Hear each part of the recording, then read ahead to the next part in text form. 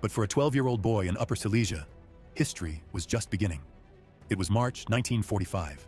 The Eastern Front was collapsing under the pressure of the Soviet advance. Cities were falling, armies retreating, and the Third Reich was breathing its final breaths. Amidst the chaos, a boy named Alfred Zech made a decision that would change his life forever.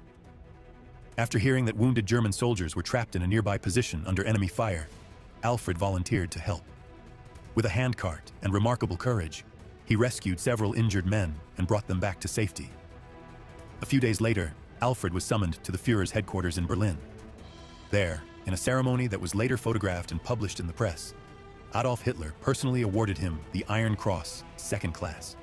It was one of the last such decorations ever given, not to a battle-hardened veteran, but to a schoolboy.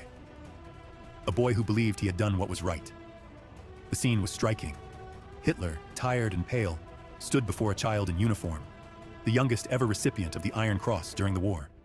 Some newspapers would call him a hero of the Reich. Others, much later, would call him something else entirely. If you're interested in stories like this, quiet, complex, and hidden between the lines of official history, consider subscribing. There's much more to uncover, and many forgotten lives to revisit. Alfred Zech was born in 1932 in Goldenau, a small town in Upper Silesia, then part of Germany. Like many children of his generation, he grew up surrounded by military imagery, nationalist rhetoric, and uniforms. His father, a miner, had fought in the First World War and believed in discipline and duty. Alfred was raised in a strict Catholic household, but like millions of other boys, he joined the Hitler Youth when he was old enough. In the final months of the war, Hitler Youth members were increasingly drawn into military support roles. They filled gaps left by the collapsing German manpower, serving as messengers, assistants, and even, in the most desperate cases, combatants. Alfred's unit had been tasked with supporting Wehrmacht positions near his hometown. That's where he saw the wounded soldiers and chose to act. His deed was real, not staged, not symbolic. Witnesses confirmed the incident. The boy had rescued multiple men under enemy fire. That made him valuable not only for morale, but for propaganda. Days after his act, officials from the local party headquarters arranged his trip to Berlin. There, in the Reich Chancellery, surrounded by cameras and officials, Alfred was briefly transformed into a symbol. For a moment, he represented bravery, loyalty, and the ideal of sacrifice. But history moved quickly. By April, Berlin was under siege, and Alfred, now famous, returned home to a town that would soon no longer be German. In May 1945, as Germany surrendered and the war in Europe came to an end, Alfred Zech's story took a turn that was far removed from medals and photographs. The Soviet army entered Silesia. Like millions of Germans living in the Eastern territories, Alfred's family found themselves under new authority. He was captured by Soviet troops, not as a decorated child, but simply as a boy in uniform. And uniforms, in that moment, meant suspicion. He was held for a time in Soviet custody.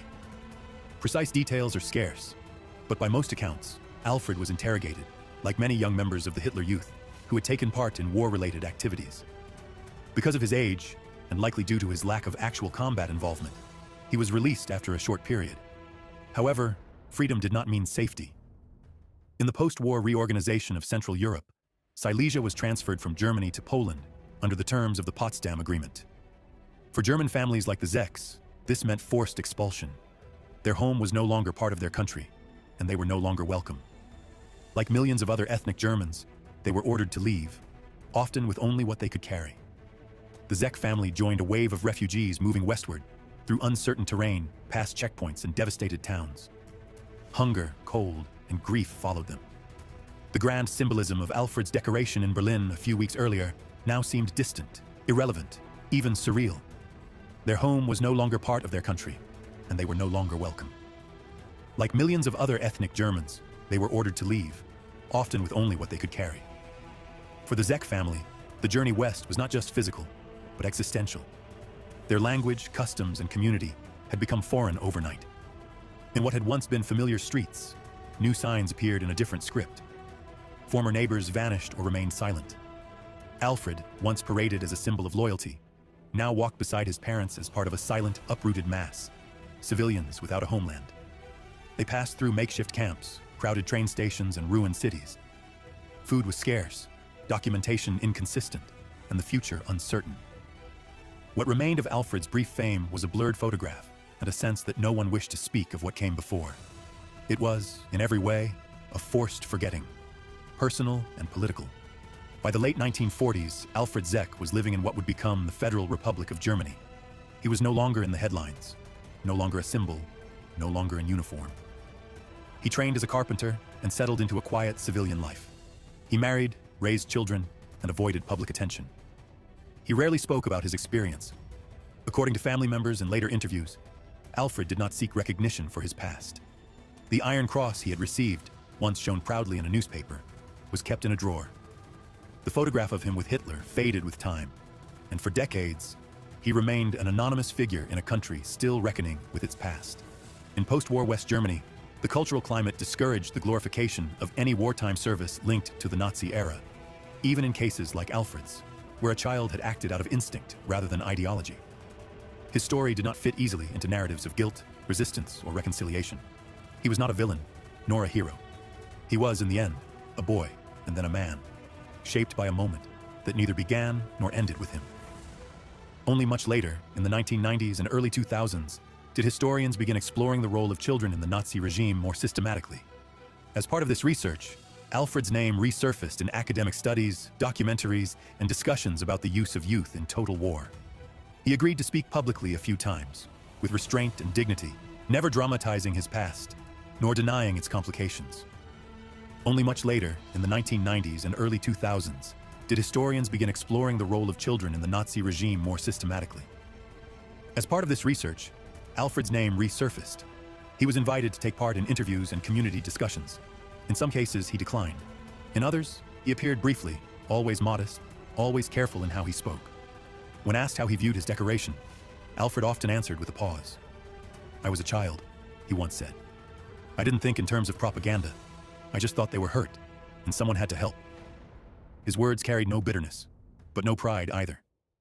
He had not chosen the spotlight, nor had he pursued it. What disturbed him most, reportedly, was not the medal or the memory, but how quickly the world had been willing to use a boy's bravery to serve the image of a regime nearing collapse. As Germany matured into a democratic state, the legacy of its youth organizations, particularly the Hitler Youth, remained difficult to examine. Alfred's story offered a window not into ideology, but into how easily ordinary people, and even children, could be swept into machinery far beyond their comprehension. What remains of a story like Alfred Zech's? A photo, a medal, a few lines in a wartime newspaper. A boy standing beside the leader of a regime that was crumbling even as he received its highest honors. A child carrying wounded men on a handcart through the snow. A man, years later, sanding wood in a quiet German town, trying not to be remembered. Stories like Alfred's are neither comfortable nor convenient. They do not fit into simple categories of good and evil, victim and perpetrator. He was a boy who acted with bravery, perhaps innocence in the context of a system that rewarded obedience more than understanding. He was used as a symbol, then forgotten. He survived when many did not, and he lived the rest of his life in the long shadow of history. His journey speaks not only to the brutality of total war, but to the ambiguity of human lives caught inside it. Alfred Zech did not write history. He lived beneath its weight and carried it quietly for the rest of his life. In 2011, Alfred Zech passed away in the town of Biberach in southern Germany. He was 79 years old. Few outside his family noticed, but his life, from child rescuer to reluctant symbol to silent craftsman, holds a mirror to a forgotten corner of the 20th century. These stories are not told to glorify or condemn. They are told because they remind us how history is experienced not just by generals and leaders, but by children, civilians, and ordinary people. People who did not choose the context, but had to live in it nonetheless. If this story moved you, or gave you something to think about, consider subscribing to this channel. We have many more quiet stories to tell, of war, memory, and the people history all